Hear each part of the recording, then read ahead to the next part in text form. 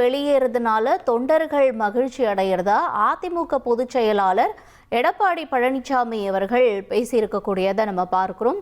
இன்னைக்கு மகளிர் அணி தொடர்பான ஒரு ஆலோசனை கூட்டம் நடந்திருந்தது. அதிமுகவினுடைய மகளிர் அணியில் இருக்கக்கூடிய நிர்வாகிகளோட இந்த கூட்டத்தில் துரோகிகள் வெளியேறுவதால தொண்டர்கள் மகிழ்ச்சி அடைகிறாங்க அப்படிங்கிற மாதிரி அதிமுக பொதுச் செயலாளர் எடப்பாடி பழனிசாமி அவர்கள் கருத்து தெரிவிச்சிருக்காரு.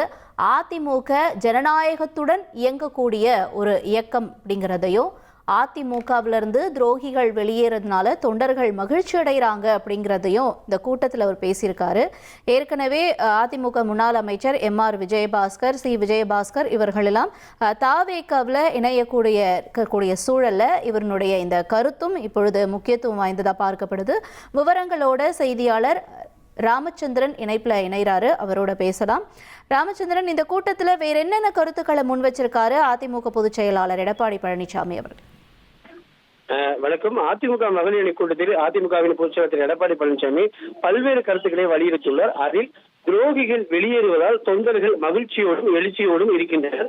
அதிமுக ஜனநாயகத்துடன் இயங்கக்கூடிய ஒரு இயக்கம், அதே போல் திமுக இயங்க முடியாது என கேள்வி எழுப்பினர். அது மட்டுமல்லாமல் அதிமுக என்பது ஒரு குடும்பம், பல்வேறு ஜாதி மதங்களை சேர்ந்தவர்கள் அனைவரும் ஒன்றிணைந்து இருக்கிறோம் எனவும் தெரிவித்துள்ளார்.